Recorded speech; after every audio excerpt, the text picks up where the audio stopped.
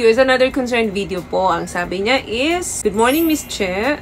May problem po ako. Hirap po ako magpalabas. 62 years old na po ako. Ano po ba ang pwede kong gawin? Salamat and God bless." Alam niyo po, may mga study na 3 sa babae, isa dyan ang hindi nakakatapos. Meaning, hindi po kayo nag-iisa. But, may mga kinukonsider po tayong dahilan or factors kung bakit nangyayari ito sa babae. Bukod sa nagkakaedad tayo. Ano ba yung madalas na dahilan kung bakit naapektuhan ang orgasm ng isang babae? Isa na po dyan yung hormone changes. For example, katatapos lang manganak or around the time na nagmenopause siya or after menopause. Kung meron pong mga certain condition, including dyan yung may mga thyroid problems, disease that affect the nerves, anxiety, and yung depression po. Pwede rin po ang dahilan dyan is yung painful na pakikipagtalik. Isa na rin po dyan ang vaginal dryness. Pwede rin po na hindi enough yung stimulation na nararamdaman mo. Pwede rin po ang relationship worries, emotional distress, or baka may history ka ng trauma, and aging.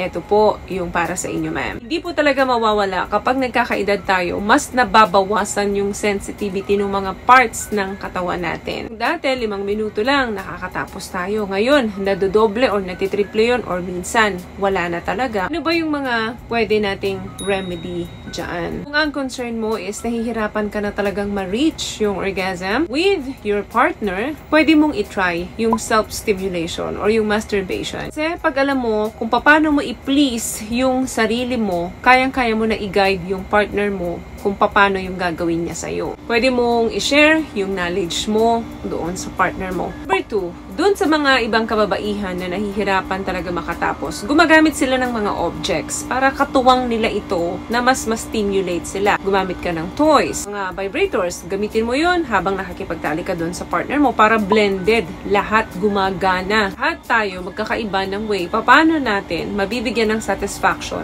yung sarili natin. Paano natin ma-stimulate yung genitals in different ways. What I love about this product, itong No More Dark Secret ng K-Skin, bukod sa may advanced whitening na siya na kung saan pwede niyang matulungan na pumuti yung mga singit-singit mo, moisturizing, meron siyang anti-irritation, antibacterial, maintain healthy pH level. Hindi lang pambabae, meron din po tayong pang-lalaki. And number 3, lifestyle changes. Dapat po, mini-maintain natin yung healthy weight. Kung medyo nagigain tayo ng weight, mag-diet tayo. Kailangan din pong bawasan natin yung stress natin. Iwasan yung maraming iniisip, yung mga bagay na hindi naman kailangan isipin ngayon or kinabukasan. Mga bagay na nakaka-stress natin na wala naman tayo talagang magagawa, wag na muna natin isipin. Kaya habang nakikipagtalik tayo, iniisip natin yung mga bayarin, yung mga utang natin, yung mga bills natin. So dapat pag nakikipagtalik po, nakafocus lang tayo doon sa intimacy. Set aside na muna natin yung mga nakabinbin na gawain, yung mga problemang kinakaharap, i-blanko muna natin yung isip natin para doon lang tayo nakafocus. Iwasan din po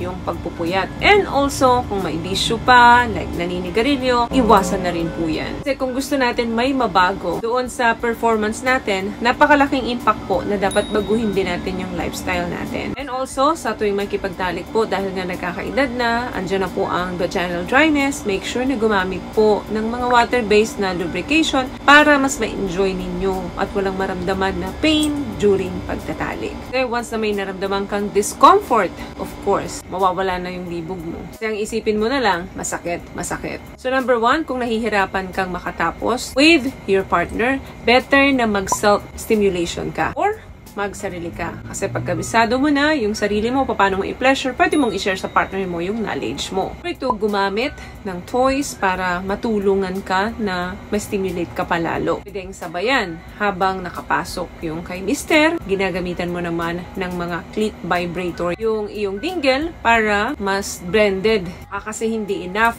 yung pakikipagtalik lang kay mister. Huwag pong mahiyang mag-purchase niyan. Yung mga shop na nagkikater niyan, yan po talaga ang kinikater nila sa inyo para masatisfied kayo. At matulungan kayo lalo na kapag may problema na sa hirap mag-orgasm. Number 3 is lifestyle changes. Of course, importante na healthy tayo kahit na nagkakaedad na. May ehersisyo pa rin po tayong ginagawa kahit maglakad-lakad lang tayo. 30 minutes, wag lang dun sa mainit. Pasan yung mga bisyo, pagpupuyat, at yung mga pagkain hindi naman makakatulong sa katawan natin. Prutas, gulay, dapat mas marami yung kinakain natin ng mga ganyang pagkain. Pag may mga tinitake na mga prescribed medication ng inyong doktor, huwag ninyong ititigil hanggat hindi sinasabi. So, leading a healthy life may improve yung chances of having healthy sex life. So yun lamang guys ang video natin for today. I hope nakapagbigay po ako ng tips sa inyo. At kung nagustuhan niyo po ating video, please give it a thumbs up, comment down below, and also share this video na rin po sa mga kaibigan sa tingin yung matutulungan ng video natin. Once again, palagi po kayong mag-iingat at palagi po kayong manalangin. Thank you guys for watching and see you in our next one. Always love yourself and be a blessing. Bye!